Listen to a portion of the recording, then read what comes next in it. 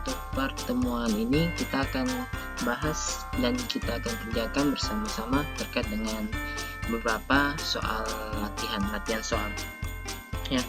Nah, kita ada beberapa latihan soal yang akan kita pelajari, kita bahas sama-sama dan kita kerjakan sama-sama terkait dengan soal terkait dengan petty cash atau kas kecil dan juga rekonsiliasi bank. Kita mulai dari soal yang pertama. Nah, ini soal pertama ini terkait dengan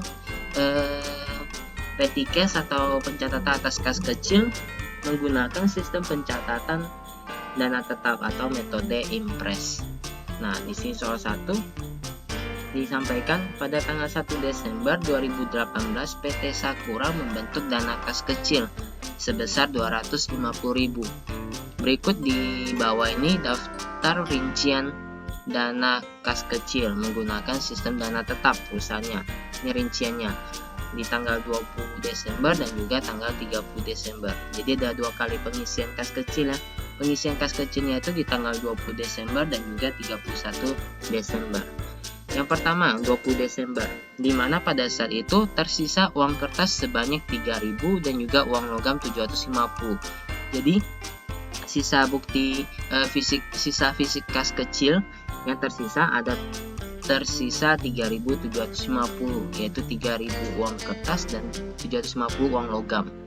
Kemudian pengeluaran selama penggunaan kas kecil sampai dengan tanggal 20 Desember itu ada bayar rekening air dan listrik 47.500, kemudian biaya pos dan telepon atau fax 125.250, kemudian pembelian suplai kantor atau perlengkapan kantor 17.500, kemudian ada biaya rapat dan pertemuan 31.250, dan terakhir ada biaya makan atau minum karyawan 25.000. Nah, yang diminta pengisian kembali kas kecil pada tanggal 20 Desember dan juga 31 Desember. Nah, sedangkan di 31 Desember pada saat itu tersisa fisik kas, yaitu ada uang kertas sebesar 5.000 dan uang logam 3.500. Berarti fisik kas yang tersisa itu ada sebesar 8.500. Pengeluaran terkait dengan tanggal 31 Desember, dari tanggal 20 sampai 31 Desember ada penggunaan kas kecil untuk pembelian perangko 3.750, kemudian ada rekening air dan listrik 5.2750, biaya pos dan telepon atau fax itu ada 93.750, dan pembelian suplai kantor 20.000, serta biaya rapat dan pertemuan dan juga biaya makan minum karyawan masing-masing 47.250 dan juga 22.750. Yang diminta di sini ada apa aja? Yang pertama itu pembentukan dana kas kecil pada 1 Desember. Nah, dibentuk berapa uangnya ada disampaikan ya. Membentuk dana kas kecil sebesar 250.000 pada 1 Desember. Kemudian pengisian kas kecil tanggal 20 Desember. Nah, ini kan ada sisa uang 3.750. Mau kita isi menjadi 250.000. Nah, berapa yang kita isi? Ya, selisihnya tinggal di 250 kurangin yang 3.750. Itulah yang kita isi. Kemudian kita mau cek lagi ada selisih kas atau tidak. Kalau ada selisih kas itu selisih lebih atau selisih kurang. Kalau selisih lebih itu menguntungkan perusahaan. Jadi kas yang dikeluarkan tidak sebesar total penggunaannya.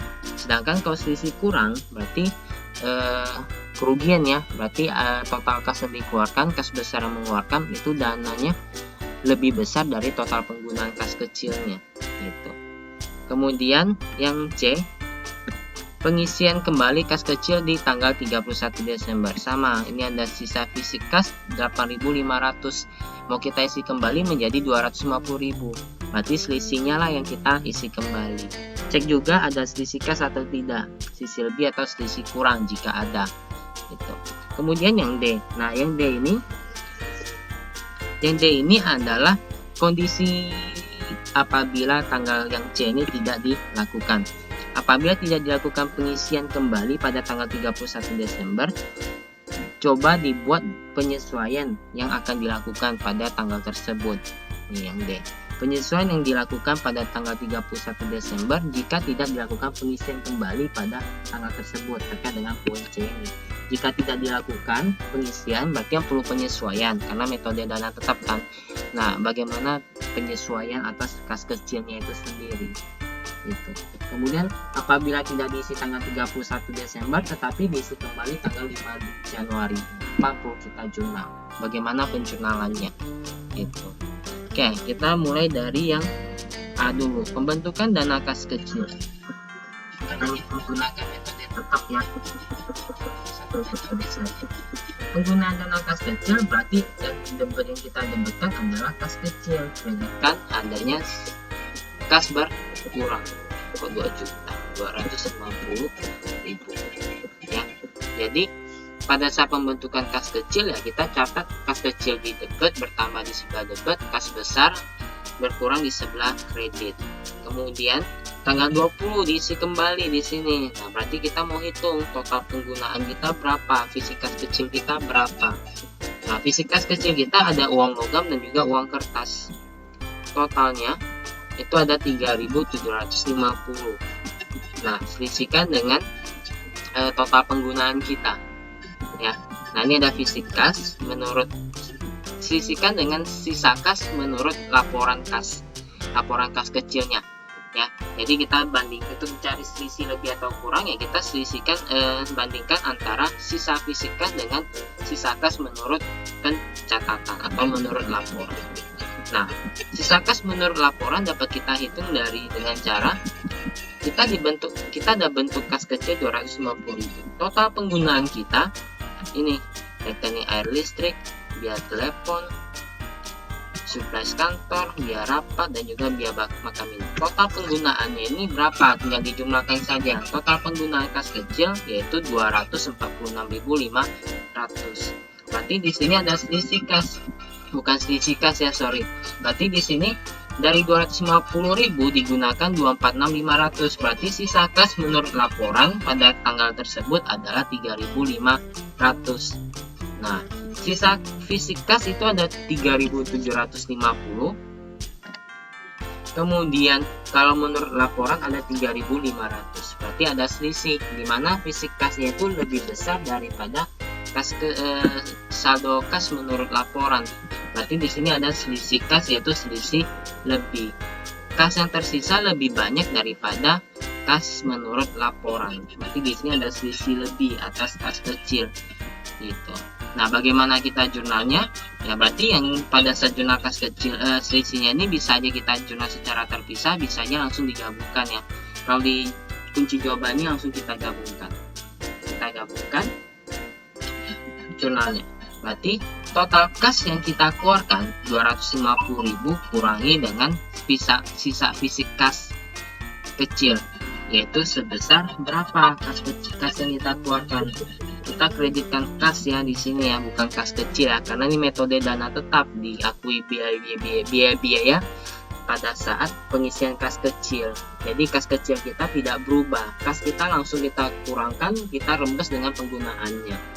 Nah, digunakan untuk apa saja? Lihat di soal, ada untuk rekening air dan listrik 47.500, kemudian ada biaya telepon dan fax itu 125.250, kemudian ada supplies kantor atau perlengkapan kantor 17.500, kemudian ada biaya rapat dan pertemuan, beban rapat dan pertemuan 31.250, dan yang terakhir ada biaya makan minum 25.000. Nah, ada selisih kas. Nah, selisih kasnya itu selisih kas lebih. Selisih kas lebih berarti menguntungkan perusahaan, di mana selisih kasnya itu kita catat sebagai keuntungan dan keuntungan bertambah di sebelah kredit. Berarti selisih kasnya itu ada di sebelah kredit. Total kas yang kita keluarkan bukan sebesar total penggunaannya ya, karena ada selisih lebih. Jadi dari total penggunaan ini 246.500 kurangi dengan selisih kasnya, selisih kas lebih ini gitu. Jadi si perusahaan tidak perlu mengeluarkan uang sebesar total penggunaannya karena ada kelebihan kas 250 dolar rupiah gitu. Nah, terkait dengan selisih kas, untuk kas yang dikeluarkan bisa aja langsung kita hitung juga. Dari mana? Dari 250 kas kecil yang dibentuk kurangi dengan sisa kas secara fisik. Ya, sisa fisik kas kecilnya itu berapa? Itu. Ini tanggal 20 Desember. Tanggal 31 Desember sama, yang pertama kita hitung selisih kasnya dulu, ada selisih kas atau tidak.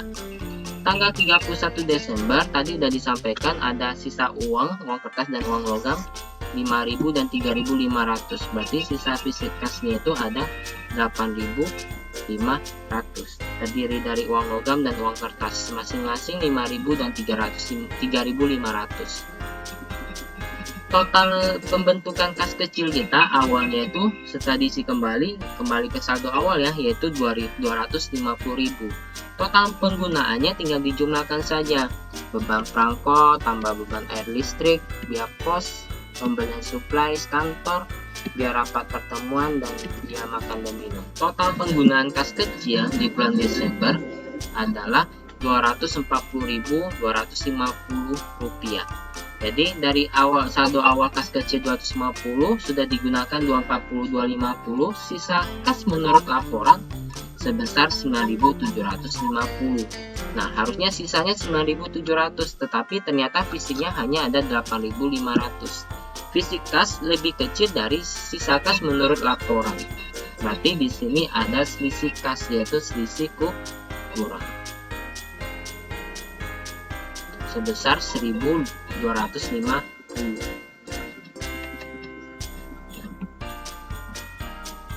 Sama, kita masukin dulu kas yang dikeluarkan, berarti 250.000 kurangin dengan 8.500. Karena dari 8.500 sisa fisik kas mau kita tambahkan menjadi 250.000, berarti tinggal disisihkan 250 kurangin dengan 8.500.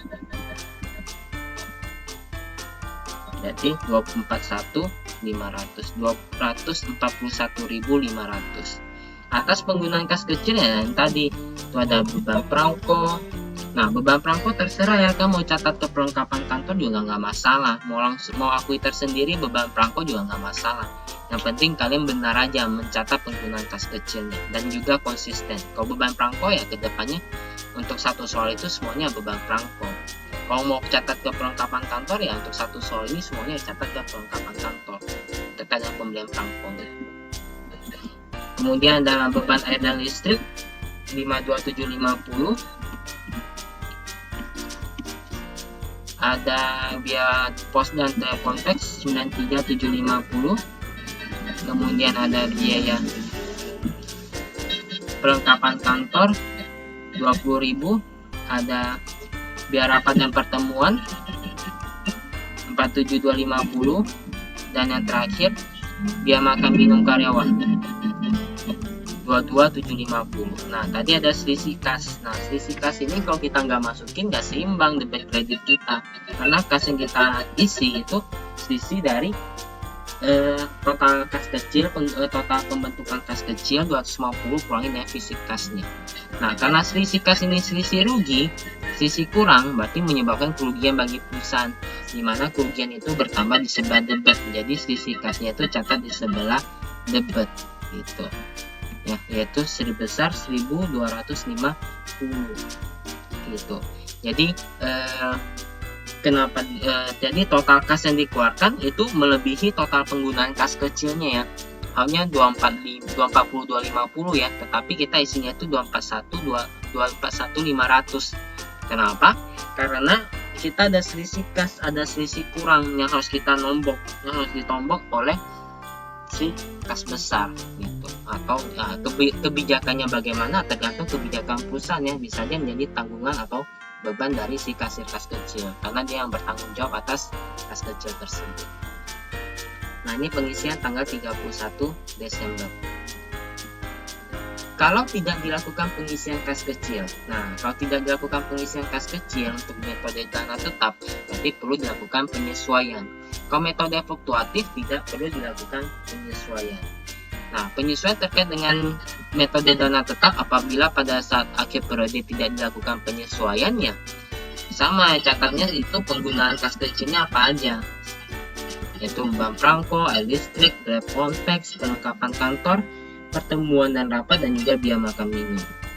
Dan juga ada selisih kas ya, jika diketahui ya pada saat akhir tahun ada dilakukan stock of name ya. sisi kas. Kreditnya itu bukan kas, tetapi kas kecil karena belum diisi oleh si kasir kas besar. Jadi sementara kita akui dulu penggunaan kas kecilnya dan juga kita tampung ke kas, kita kurangi kas kecil kita agar kas kecil kita menunjukkan nilai yang sebenarnya pada akhir periode. Nah, setelah kita buat penyesuaian, nah di awal periode berikutnya itu perlu kita lakukan penyesuaian kembali, di mana kas kecil yang sudah berkurang 241.500 kita tambahkan kembali agar menunjukkan nilai yang pembentukannya, yaitu 250.000. Terus yang udah kita akui sebagai beban, sebagai penggunaan kas kecil, ya kita kreditkan, kita minuskan dulu terlebih dahulu. Nanti akan kita offset, akan kita nolkan pada saat pengisian kas kecil. Nah, di soal ditunjukkan jika dilakukan pengisian kas kecil tanggal 5 Januari. Dan asumsi tanggal 1 sampai tanggal 4 Januari tidak ada penggunaan kas kecil ya. Gitu. Jadi pengisian kas kecilnya ya sama. Dari sama seperti yang ini, yang di atas ini. Sama seperti pengisian kas kecil tanggal 31 ini.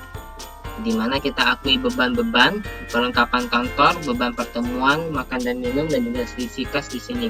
Yang sebelumnya dikredit, berarti kan posisinya itu minus 3750 misalnya.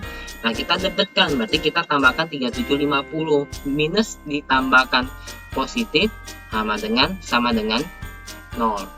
Gitu. Jadi cuma numpang lewat doang sebagai pencatatannya saja. Nah, kreditnya itu baru kas karena sudah diisi kembali.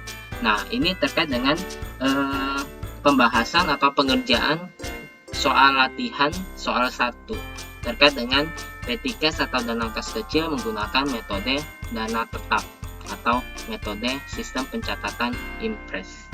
Nah, saya rasa untuk yang fluktuatif tidak perlu saya bahas lagi ya, karena di contoh soal sudah cukup jelas di mana pada saat penggunaan langsung kita akui penggunaan kas kecilnya dan juga kita kreditkan kas kecil.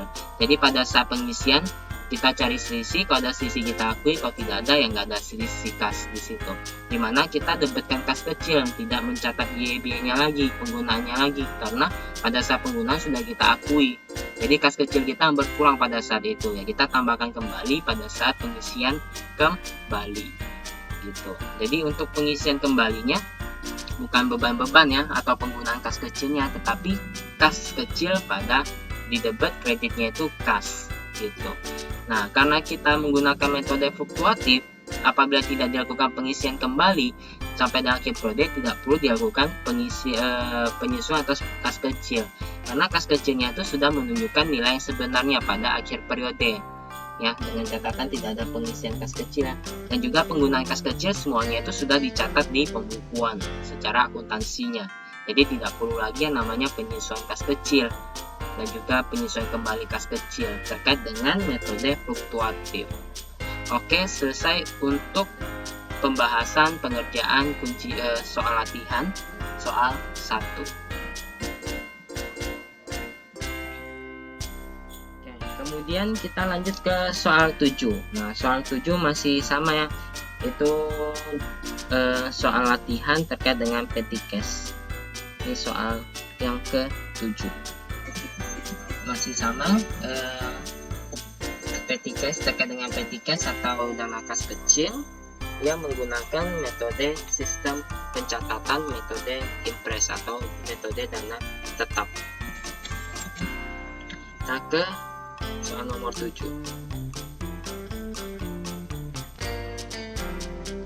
Nah, nomor 7 ini berusaha membentuk dana kas kecil dengan metode impres atau dana tetap.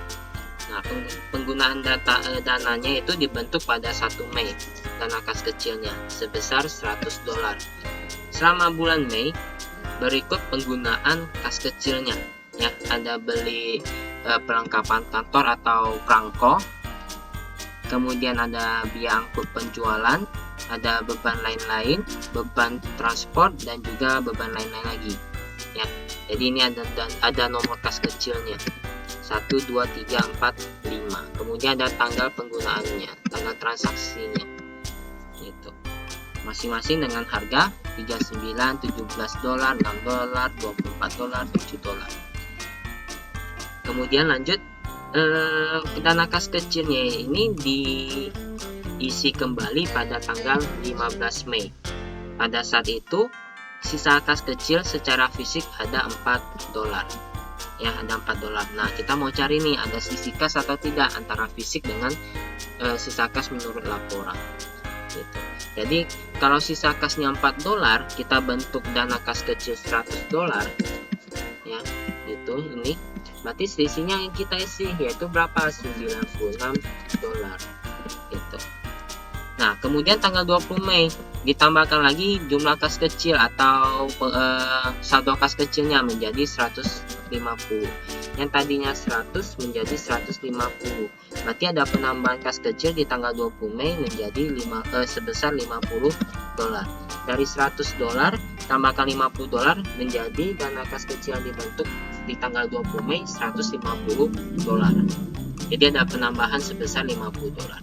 Yang diminta untuk membuat jurnal transaksi jurnal yang terjadi terkait dengan kas kecil ini selama bulan Mei. Berarti kita mulai dari tanggal 1 Mei dulu. Dibentuk kas kecil. Berarti debitnya petty cash, kreditnya itu cash sebesar 100 dolar. Kemudian setelah itu ada penggunaan kas kecil ya, dimana pada saat penggunaan tidak perlu kita jurnal ya, karena metode dana tetap. Beda hal kalau fluktuatif, itu perlu kita jurnal, catat ke kas kecil. Kemudian pada saat pengisian, kalau fluktuatif kita debitkan kas kecil, bukan mengakui penggunaan kas kecilnya, karena sudah kita akui pada saat penggunaan. Itu fluktuatif. Kalau dana tetap berarti kita mengakui beban-bebannya dan juga mengakui penggunaan kas kecilnya itu pada saat pengisian kembali atas kas kecilnya. Gitu. Nah, yang kita ketahui di sini kita punya fisik kas, sisa kas secara fisik itu ada 4 dolar ya di soal ini ya. Cash in hand-nya. Jadi kita mau cari sisa kas menurut laporan itu berapa dengan cara berarti kita tahu dana kas kecilnya itu dibentuk pada nilai 100 dolar. Total penggunaan kas kecil ya kita tambahkan semua 39 dolar ditambahkan dengan 17 dolar, 6 dolar, 24 dolar, dan 7 dolar. Ditambahkan total penggunaan kas kecil di bulan itu ada 93 dolar. Jadi dari 100 dolar digunakan 93 dolar, ada sisa kas secara atau menurut laporan kas kecilnya itu ada 7 dolar. Ya, didapat dari 100 dolar kurangi 93. Berarti ada sisa 7 dolar ya. Tetapi fisiknya itu hanya ada 4 dolar. Menurut laporan ada 7 dolar. Sisa kasnya itu hanya 4 dolar. Berarti selisihnya ada sebesar 3 dolar. Nah, 3 dolar ini kita akui sebagai selisih kurang. Kenapa? Karena sisa kasnya itu secara fisik lebih kecil dari laporannya. Jadi ada selisih kurang sebesar 3 dolar. Total kas yang kita isi bukan 93 tetapi 96. Ya, karena di sini yang tersisa 4 dolar. Mau tambahin jadi 100 ya tambahin 96. Gitu, bukan 93. Karena di sini bukan dari laporan ya, bukan dilihat dari laporan ya pengisiannya, tetapi dari sisa fisik kasnya. Yaitu 100 kurangi dengan 4, 96 dolar. Nah, kok beda antara penggunaannya? Penggunaannya kan 93 bukan 96. Ya, karena itulah ada selisih kas, yaitu selisih kurang, dimana fisik kasnya itu lebih kecil dari sisa kas menurut laporan. Nah, kita kreditkan cashnya 96 dolar, kita debitkan penggunaan kas kecilnya. Di situ ada perangko ya, beban perangko boleh, mau catat perlengkapan kantor juga boleh, 39 dolar. Kemudian di sini ada biaya angkut 17 dolar. Kemudian ada beban lain-lain 6 dolar. Kemudian ada beban perjalanan atau beban transport 24 dolar. Dan yang terakhir kembali beban lain-lain ya. Nah, beban lain-lain ini kamu gabungkan boleh, nggak mau gabungkan juga nggak masalah ya. Ini terserah kalian. Kalau digabungin ya 13 dolar ya. Kalau nggak digabungin ya kalian bisa aja 6 dolar dan 7 dolar. Nggak masalah selama pencatatan kalian benar. Mau digabung boleh, mau dipecah juga nggak masalah. Nah, ada selisih kas tadi berapa? 3 dolar di sebelah debit. Karena selisih kurang ya rugi kan. Kalau rugi ya kita catat di sebelah debit. Karena yang di sini total penggunaannya itu semua 93. Nah, kita isi kas 96. Berarti ada selisih di sebelah debit 3 dolar. Yang kita akui sebagai selisih kas. ya, cash over and short. Nah, itu tanggal 15 Mei ya. Kemudian tanggal 20 Mei ditambah kas kecil yang 100 menjadi 150. Jadi yang kita tambahkan di sini ada $50. Debitkan petty cash atau kas kecil, kreditkannya itu cash. Gitu. Oke, selesai untuk pembahasan soal dan pengerjaan soal di soal yang ke-7. Soal latihan di soal 7. Jadi ini masih sama terkait dengan petty cash atau dana kas kecil menggunakan sistem pencatatan dana tetap atau metode Impress. Yang fluktuatif tidak perlu saya bahas kali ya, karena kan sudah saya bahas di contoh soal. Itu tidak terlalu ribet, tidak serumit dari metode dana tetap. Jadi setiap penggunaan tinggal dicatat aja. Pada sel isi kas kecil ya kita debitkan kas kecil, kreditkan kas. Pada sisi kas ya diakui sama seperti metode dana tetap perlakuannya. Nah, untuk fluktuatif tidak ada namanya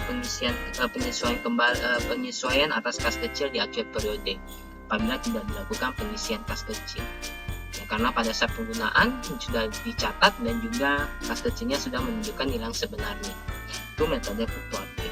Nah, soal 1 dan soal 7 sudah selesai. Kita lanjut ke soal berikutnya terkait dengan rekonsiliasi bank.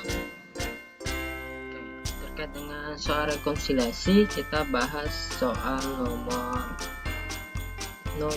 15 ya. Kita coba bahas soal nomor 15. Nah, soal nomor 15 ini kurang lebih sama dengan contoh soal yang kemarin dibahas ya. Cuma di sini kita nggak tahu saldo menurut perusahaan di akhir periodenya itu berapa. Tetapi ada informasi terkait dengan saldo awal, total penerimaan dan juga total pengeluaran selama bulan berjalan. Gitu. Nah, di soal nomor 15, laporan bank untuk PT Ceko pada tanggal 30 Juni menunjukkan saldo sebesar $9.143,11. Ini saldo menurut laporan bank untuk PT Ceko.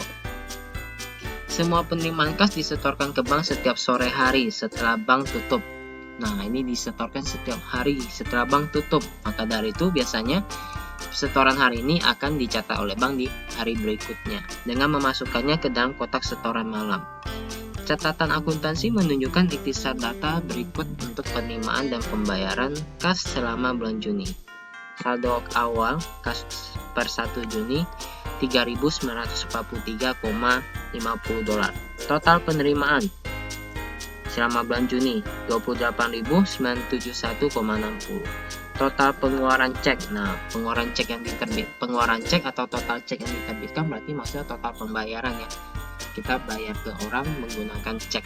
Jadi total penerbitan cek itu $28.388,85.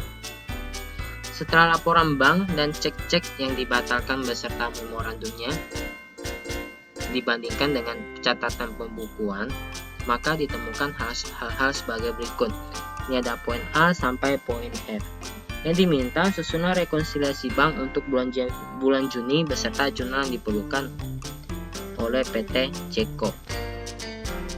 Jurnal yang diperlukan ya, dan juga rekonsiliasi banknya.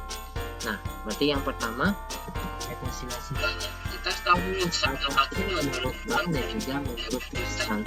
Saldo menurut bank sudah kita ketahui ya di sini ya. Di soal sudah disampaikan kalau ada $9.143,11. Kita masukin di kolom bagian setoran saldo menurut bank. Sedangkan saldo menurut perusahaan kita nggak tahu, tetapi di sini kita tahu saldo awalnya berapa, total penerimaan dan juga pengeluarannya. Tinggal dijurnalkan saja saldo awal tambah penerimaan dikurangi dengan pengeluaran atau penerbitan ceknya, yaitu ada $4.526,25. Kita masukin di saldo menurut perusahaan. Nah, rekonsiliasinya itu sudah ditemukan, sudah diidentifikasi sama si di soal sudah ada ya. Kita tinggal masukin ke kolom saldo menurut perusahaan atau menurut bank, itu saja. Kita mulai dengan pertama yang A. Bank telah melakukan penagihan untuk kepentingan PT Jeko sebesar $1.030 atas promes dengan nilai 1.000. Jadi bank bantu kita nagih promes ya. Promes itu apa? Promes itu adalah wesel, bisa kita bilang sebagai wesel. Promes itu surat janji ya, surat janji pembayaran oleh si debitur gitu. Mana promise surat janji akan melunasi hutangnya si debiturnya itu gitu dengan nilai 1.030 ya, nilai total penagihannya ya atas promes yang nilainya 1.000, berarti ada selisih sebesar $30. Ini apa? Ini adalah bunganya, bunga weselnya atau bunga promesnya gitu. Jadi di sini sudah ditagihkan oleh bank tetapi belum dicatat sama perusahaan, otomatis kita akan menambah saldo menurut perusahaan.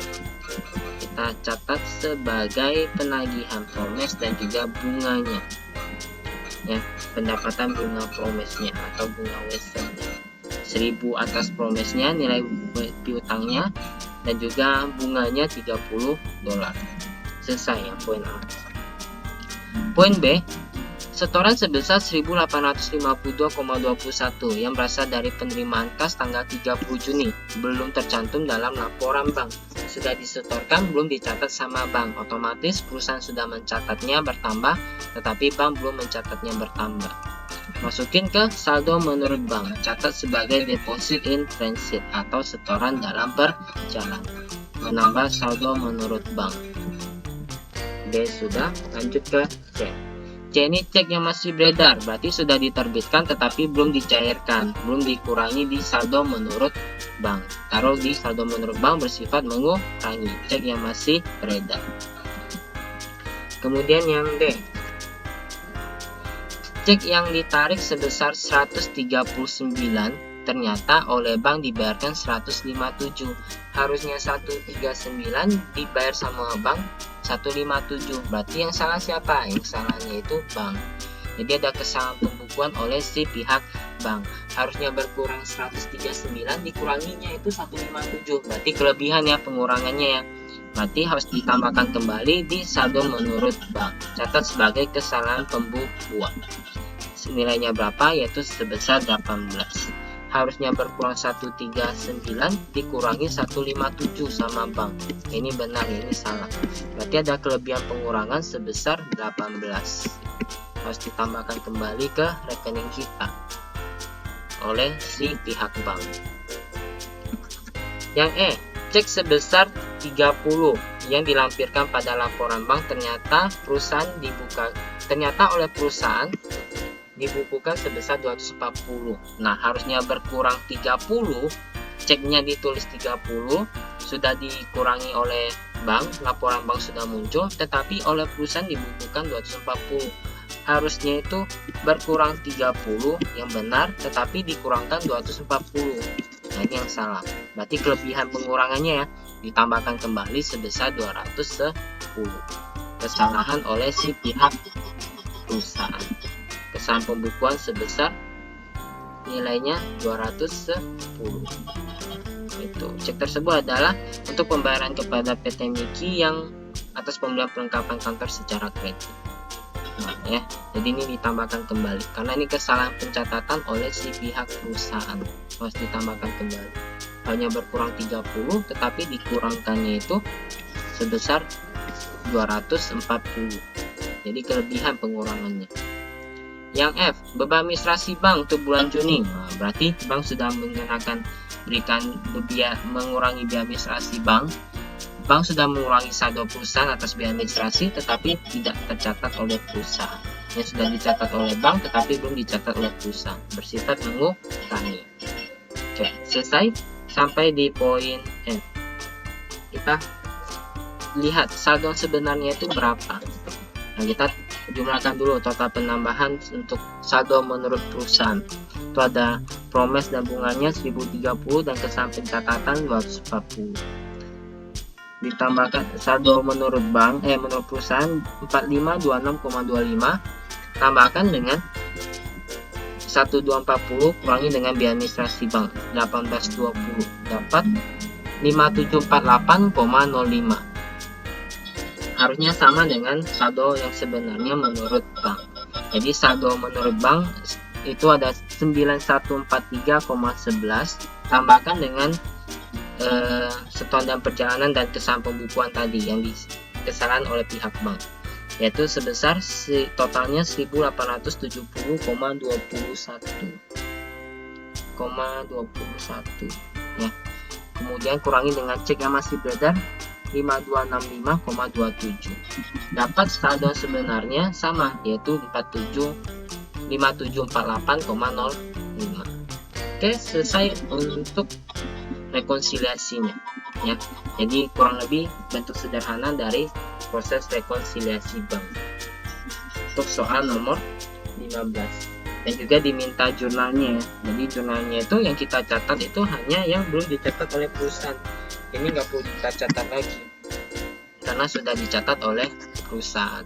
Ini aja yang belum dicatat oleh perusahaan. Yang pertama ada penagihan wesel ya. Ini terkait dengan poin A. Berarti di sini kita catat adanya kas dan bank atau kas atau bank.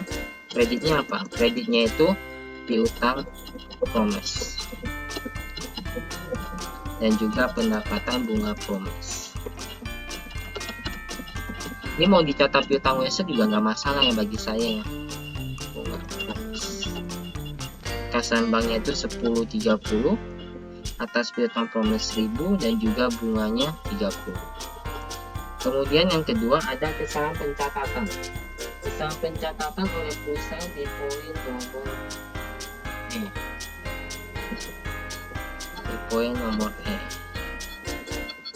Yang E itu harusnya berkurang 30 dikurangkan 240. Berarti pembayarannya itu kelebihan. Otomatis utang usahanya itu berkurang kebanyakan. Ya kita kreditkan kembali. Jadi ada kas dan bank yang bertambah kembali karena pengurangannya itu kelebihan. Kita kreditkan utang usaha.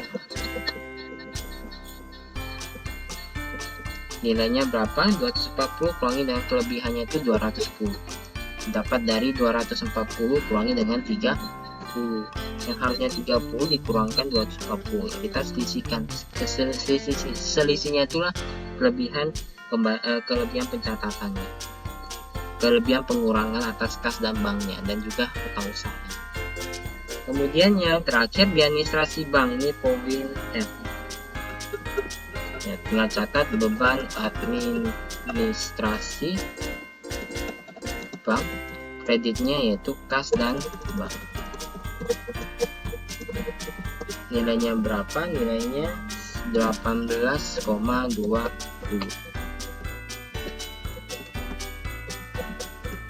Oke, selesai untuk jurnal yang diperlukan terkait dengan rekonsiliasi soal nomor 15. Soal nomor 15 selesai. Kita lanjut ke soal berikutnya, yaitu soal nomor 19. Oke, lanjut ke soal berikutnya, masih rekonsiliasi, itu terkait dengan soal nomor 19. Nah, soal 19 ini di sini ada beberapa informasi terkait dengan proses rekonsiliasi ya. Yang pertama itu ada rekonsiliasi perusahaan Rintala Ltd, rekonsiliasi bank pada bulan sebelumnya ya, pada bulan November 2017. Di sini ada kas menurut perusahaan, menurut bank, kemudian ada ditambah setoran dalam perjalanan yang masih belum dicatat oleh bank. Kemudian ada cek yang masih beredar, ada 1, 2, 3, 4, 5, ada 5 cek yang masih beredar. Total saldo yang sebenarnya menurut bank per 30 November itu ada 10.596,30. Jadi ini masih ada setoran dalam perjalanan dan cek yang masih beredar. Berarti harusnya setoran dalam perjalanan dan cek yang masih beredar ini, outstanding cek ini harusnya itu sudah dicatat oleh bank di bulan berikutnya, yaitu di bulan Desember, di mana bulan itu adalah bulan di mana kita membuat rekonsiliasinya ya. Kita mengerjakan soal terkait dengan rekonsiliasi bulan Desember. Jadi ada 1 deposit in transit dan juga 5 outstanding check yang mestinya tercatat di bulan Desember ya. Nah, berikut adalah laporan banknya ya, laporan banknya atau rekening korannya ya. Di sini ada total cek yang sudah dicatat oleh bank, yang sudah diterbitkan, yang sudah dicatat berkurangnya saldo perusahaan oleh bank, dan juga ada depositnya. Depositnya itu setorannya selama bulan Desember. Nah, ini nanti kita lihat yang tadi, yang rekonsiliasi bulan lalu tadi udah tercatat belum di sini ya, yang masih beredar dan juga yang masih dalam perjalanan terkait dengan deposit interest dan outstanding checknya. Nanti kita cocokin satu-satu. Kemudian data di bawahnya ini terkait dengan data perusahaan, di mana total pembayaran perusahaan menggunakan cek dan juga total penerimaan perusahaan atau total setoran perusahaan ke bank gitu. Nah, ini harusnya tercatat di laporan bank ini. Nanti kita lihat semuanya tercatat atau tidak, sesuai dengan datanya atau tidak ya, data bank dan juga data perusahaan gitu. Nah, ini ada data menurut rekonsiliasi bulan lalu udah ada. Kemudian informasi terkait dengan laporan bank bulan Desember juga sudah ada. Kemudian yang ketiga ini terkait dengan data perusahaan, data pembayaran dan juga data penerimaan kas. Gitu. Kemudian ada dua memo ya, ada dua memo terkait dengan saldo bank ini. Yang pertama, si bank telah mengkreditkan saldo kita atau menambahkan saldo kita sebesar 3.645 terkait dengan penagihan atas piutang Wesel 3.500 plus bunganya 160 dan juga dikurangi dengan biaya penagihan Weselnya 15. Jadi 3.500 tambah bunga 160 kurangi dengan biaya penagihannya. Nah, si Rintala ini belum mencatat atas penagihan tersebut ya. Tidak ada mencatat sedikit pun terkait dengan penagihan ini, yang belum dibukukan sama sekali. Jadi ini sudah ditagihkan oleh bank, sudah menambah saldo menurut bank, tetapi perusahaan belum menambahkannya gitu. Kemudian informasi yang kedua, ini ada si bank ada mendebitkan kembali cek dari perusahaan, dari Rintala sebesar 572,80 dolar, yaitu cek kosong ya, NSF itu non sufficient funds, yang diterbitkan oleh D Ceknon seorang customer. Nah, pada 31 Desember ini cek tersebut itu tidak bisa dicairkan karena nilainya itu kosong, cek kosong itu nggak ada saldo, jadi dicek kembali oleh si bank. Pada tanggal 31 Desember kas menurut perusahaan itu ada 12.485,20, sedangkan menurut laporan bank sisa kas per rekening giro tersebut per 31 Desember ada 20.154,30 ya, ini menurut bank.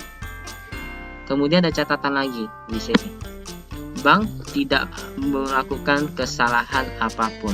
Dua kesalahan yang terjadi di soal ini merupakan kesalahan yang dibuat oleh perusahaan, yaitu Rintala. Jadi kalau misalnya ada perbedaan pencatatan, perbedaan nilai pencatatan, berarti kita asumsikan yang benar itu bank, yang salah itu perusahaan. Jadi bank tidak ada namanya kesalahan pembukuan di soal ini gitu. Jadi kalau ada kesalahan pencatatan, itu adalah kesalahan oleh si Rintala gitu.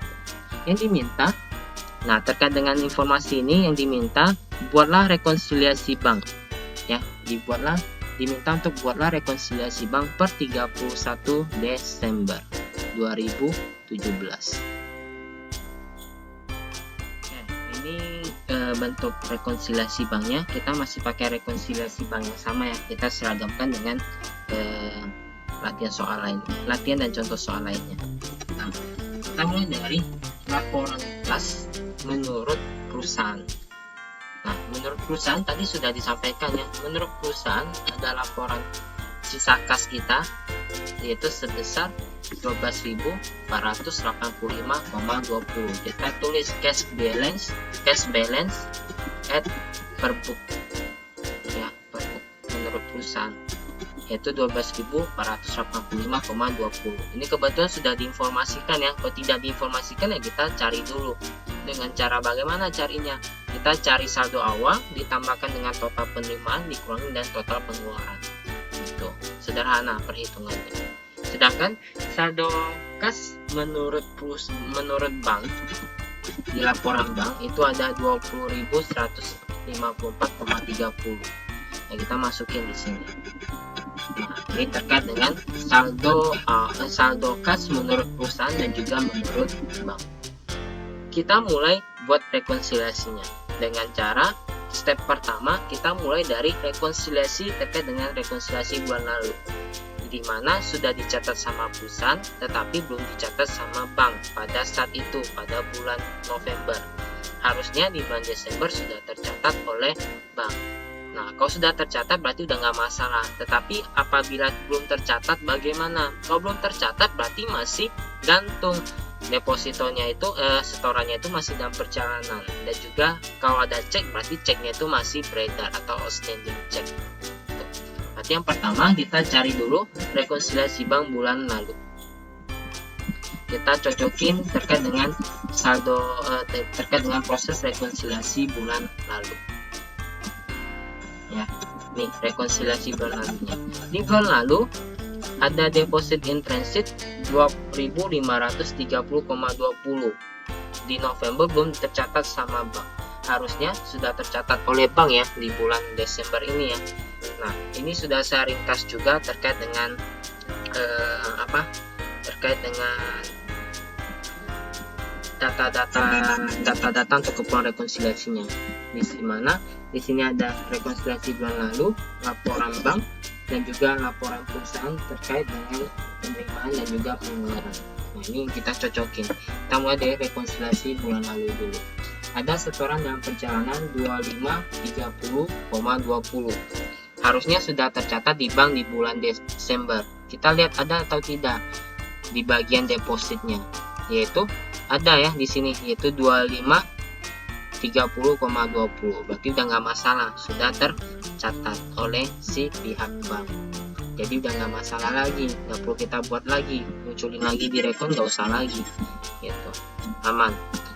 Oke, kemudian ada outstanding check di bulan November. Harusnya di bulan Desember itu sudah dicairkan ya ceknya ya, di sini ya sudah tercatat oleh bank. Kita cek satu-satu.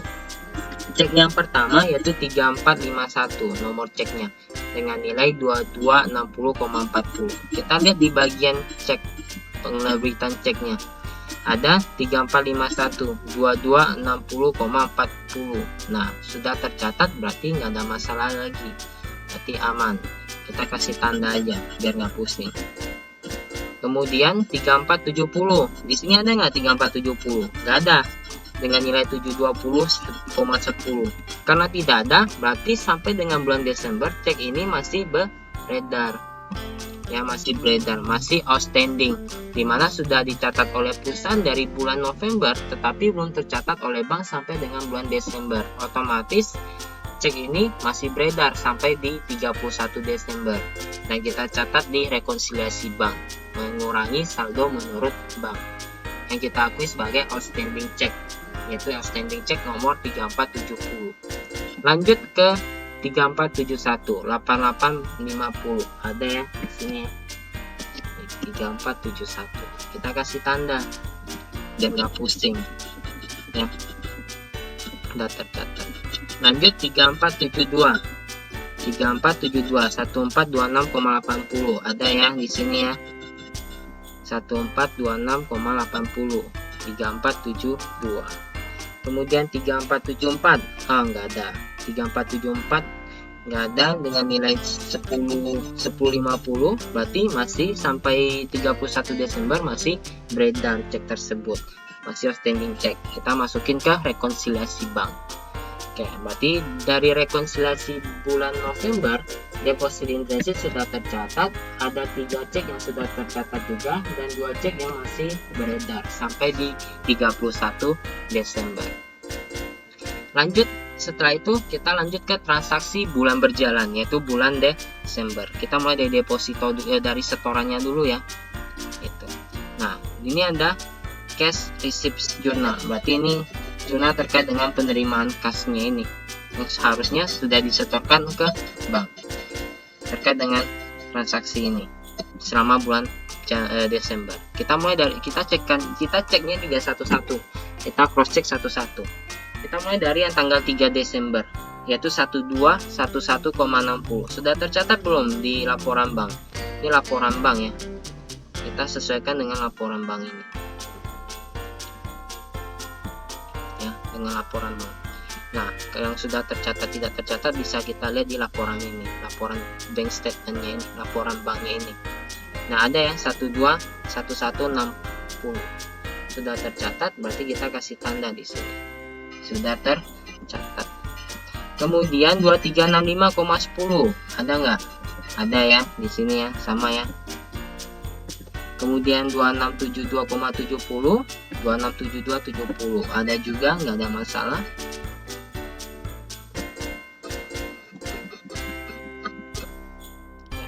Ada ya 2954 ada ya di sini ya. Ada sudah tercatat oleh bank dan juga oleh perusahaan, tetapi nilainya berbeda. Satunya itu si perusahaan mencatat bertambah 2954, sedangkan dari bank itu mencatat bertambah 2945. Berarti ini ada kesalahan pencatatan sebesar $9. Nah, tadi sudah disampaikan ada dua kesalahan pencatatan terkait dengan data bank dan juga data perusahaan, di mana kesalahan pencatatannya itu bukan dilakukan oleh bank tetapi oleh perusahaan. Nah, jadi ada kesalahan pencatatannya, harusnya itu bertambah 2945 sini yang benar. Yang benar data bank, laporan bank, tetapi dicatat bertambah oleh perusahaan 2954. Harusnya 2945 bertambah, dicatat bertambah 2954. Berarti si perusahaan mencatat bertambahnya itu kebanyakan sebesar $9. 2954 itu yang salah, tetapi yang benarnya itu 2945 benar. Berarti di sini ada selisih sebesar $9. Harusnya itu bertambah 2945, dicatat bertambah 2954. Berarti kelebihan bertambahnya. Otomatis direkonsiliasi kesalahan pencatatan oleh perusahaan. Harusnya itu bertambahnya itu tidak sebesar $9. Kelebihan $9 bertambahnya. Otomatis harus dikurangkan kembali $9 ini. Gitu. Yang ini terkait dengan setoran. Harusnya bertambah 2945, dicatat bertambah 2954. Jadi si perusahaan mencatat bertambahnya itu kebanyakan, otomatis harus dikurangi, yaitu sebanyak $9. Gitu. Lanjut ke 25767,30. 256730 juga sudah ada, 2836 ada, 1025 juga ada. Nah, di sini ada setoran oleh perusahaan di tanggal 31 Desember yang belum dicatat oleh bank, yaitu 1190,40. Kita kasih tanda dulu. Jadi yang tanda merah ini yang bermasalah. Nah, perlu kita rekonsiliasi. Oke, selesai bagian penerimaan, lanjut ke bagian pembayaran terkait dengan cek yang diterbitkan. Nah, kita cek satu-satu. 3475 ada atau tidak? Ada. Kita kasih warna, kita tandai kalau sudah tercatat. Nilainya sama ya, 1640,70. Kemudian 3476 1300, 3476 1300, 3477 2130, 3477 2130, 3478 621,30. Nah, ini tidak tercatat ya, belum tercatat oleh bank, berarti cek ini masih beredar. Kita tandai masuk ke rekonsiliasi bank. Lanjut 3479 3080 ada ya, 3479. Kemudian 600 3480 ada juga, baik di perusahaan maupun di bank. 3481 ini enggak ada. 807,40 masuk ke outstanding cek yang masih beredar. Kemudian lanjut 475,50 cek nomor 3482 ada, 3483 ada,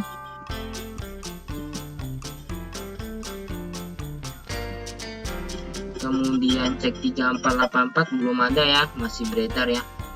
Kemudian 3485 ada 3485, tetapi nilainya berbeda. Nah, ini kalau ini kesalahan kedua. Nah, kita udah tahu nih ada kesalahan yang kedua nih. Kalau ada kesalahan berarti kesalahan perusahaan, bukan kesalahan bank. Berarti yang benar itu berkurang harusnya 540,80, tetapi dicatat oleh perusahaan berkurang hanya 450,80.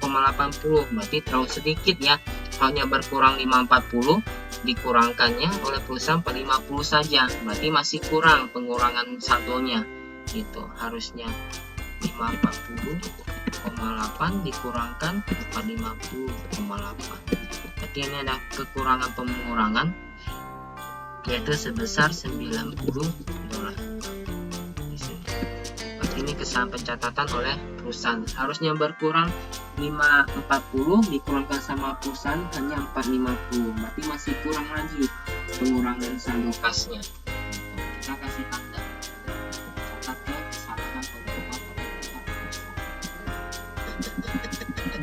486 belum dicairkan oleh si customer, masih beredar, dikasih warna merah.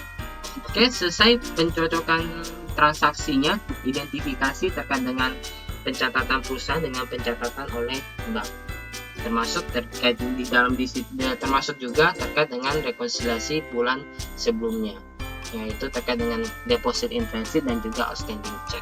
Setelah itu baru kita susun rekonsiliasi banknya di sini. Nah, yang udah kita ketahui di sini ada deposit in transit ya. Ada deposit in transit di bagian ini. Deposit in transit yang belum dicatat sama bank itu terkait dengan deposit in transit tanggal 31 Desember.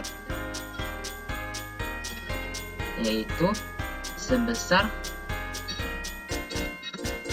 1940 yang ini ya. 190,40 deposit in transit. Kemudian ada cek yang masih beredar, itu apa saja? Yaitu terkait dengan cek bulan lalu yang masih beredar sampai sekarang. Ada dua cek, 3470 dan 3474 outstanding check, masing-masing 720,10 dan 1050. Kemudian terkait dengan bulan berjalan ada 1, 2, 3 dan 4 cek yang masih beredar. Itu ada 3478 dan 3481. Kita masukin. Kemudian ada 3484 dan juga 3486. Masing-masing kita masukin nilainya.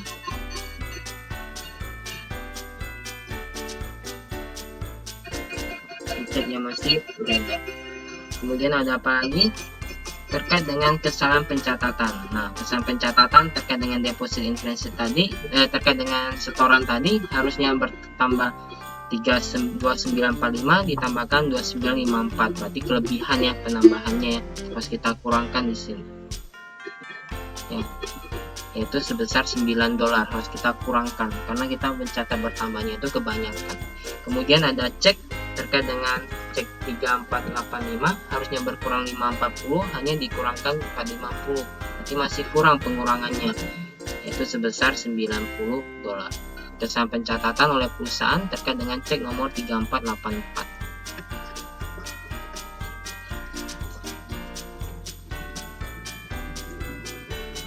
Kemudian kesalahan pencatatan sudah, lanjut ke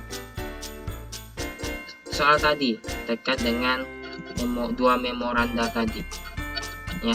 Yang pertama penagihan oleh bank terkait dengan piutang yaitu senilai 3645. Kita masukin 3645 yaitu include di mana 3645 ini terdiri dari piutang wesel 3.500 beserta bunganya 160 dan juga dikurangi biaya penagihan 15. Bersihnya 3645. Nah, ini saya langsung catat bersihnya ya. Ini nggak masalah, mau dicatat bersih langsung juga 3645 boleh, mau dicatat terpisah juga boleh. Kalau dicatat terpisah itu maksudnya kita catat piutang weselnya 3.500, kemudian kita catat adanya pendapatan bunga wesel 160, dan juga di bagian pengurangnya itu kita kurangi dengan biaya penagihan wesel sebesar $15. Nah, kita rincikan satu-satu itu juga nggak masalah. Sebenarnya lebih bagus kita rincikan satu-satu ya, biar kita bisa lihat identifikasi di situ. Nah, ini terkait dengan kalau rincikan satu-satu di soal yang bahasa Indonesia sudah saya rincikan satu-satu. Tetapi yang soal ini saya gabungin aja biar nggak pusing, yaitu 3645 terdiri dari piutang wesel 3.500, pendapatan bunga 160 dan dikurangi dengan biaya penagihan $15. Bersihnya 3645 terkait dengan penagihan wesel yang dilakukan oleh bank dan belum tercatat oleh perusahaan. Kemudian apalagi yang kedua? Yang kedua itu ada cek kosong. Cek kosong berarti harus kita kurangi saldo menurut perusahaan. Karena sebelumnya itu sudah ditambahkan saldo ke perusahaan, saldo kas oleh perusahaan, di mana nilainya itu semua nggak ada. Nilainya itu soalnya kosong, ceknya itu kosong, nggak ada nilai. Berarti kelebihan dong kita tambahkannya. Harus kita kurangi di sini. Ya, kita kurangkan cek kosong 572,80. Oke, selesai untuk rekonsiliasinya. Kita tinggal hitung kembali total saldo yang sebenarnya. Menurut perusahaan, awalnya itu ada 12.485,20. Ada piutang wesel, penagihan piutang wesel oleh bank yang belum tercatat, nilai bersihnya 3645. Dan juga ada kesan pencatatan atas penulisan cek dan juga setoran, serta ada cek kosong. Nah, nilai bersih yang sebenarnya terkait dengan saldo yang sebenarnya adalah $15.458,40. Yang menurut bank juga sama harusnya, ya kita totalin. Saldo menurut bank awalnya itu ada $20.154,30, tambahkan dengan deposito dalam setoran dalam perjalanan atau deposit in transit 1190,40, dan juga cek yang masih beredar ada 5 lembar cek. Ada 6 lembar cek ya. Total ceknya yang masih beredar itu ada $5.886,30. Jadi 2154,30 tambahkan 1190,40 kurangi dengan 5886,30. Dapat saldo yang sebenarnya adalah 15.458,40. Berarti sama ya. Gitu. Oke, selesai untuk pembahasan dan pengerjaan terkait dengan soal rekonsiliasi bank di soal nomor 19. Nah, kurang lebih seperti ini. Jadi kita cocokin satu-satu ya terkait dengan data kas perusahaan, termasuk di dalamnya rekonsiliasi bulan lalu. Nah, untuk memastikan yang belum tercatat sama bank itu udah dicatat belum sama bank di periode berikutnya. Kalau belum berarti masih gantung, masih ada setoran dalam perjalanan ataupun ada outstanding check kalau belum tercatat. Kalau udah tercatat berarti udah nggak masalah rekonsiliasi banknya, rekonsiliasi bulan lalunya.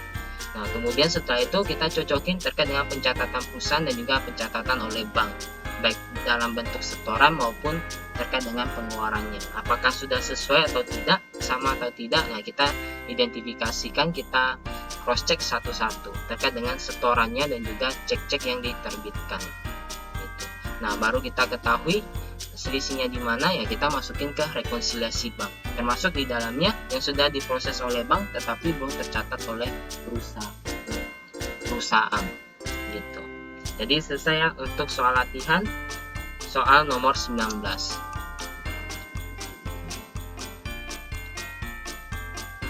Jadi untuk pembahasan soal latihan yang kita bahas sama-sama, yang kita kerjakan sama-sama, saya rasa sudah cukup ya terkait dengan petty cash dan juga rekonsiliasi bank. Dimana petty cash kita belajar terkait dengan soal latihan, metode dana tetap, yang fluktuatif tidak kita bahas karena saya rasa di contoh soal sudah cukup jelas. Jadi tidak perlu saya memperlama durasi videonya lagi, biar kalian nggak bosan juga kan gitu. Jadi kalau misalnya dibingungkan terkait dengan fluktuatif, silakan kalian diskusikan, kalian tanyakan di grup WA gitu. Nah, ketika sudah terkait dengan metode dana tetap, rekonsiliasi juga sudah ya, sudah kita bahas, kita kerjakan sama-sama. Baik dari yang contoh soal latihan yang sederhana dan juga soal latihan yang agak kompleks seperti soal nomor 19 ini gitu. Jadi untuk pembahasan soal latihan terkait dengan chapter 7, materi terkait dengan fraud, pengendalian internal dan juga kas sudah kita bahas, kita kerjakan sama-sama. Oke, berarti untuk pertemuan kali ini selesai. Sampai jumpa semuanya.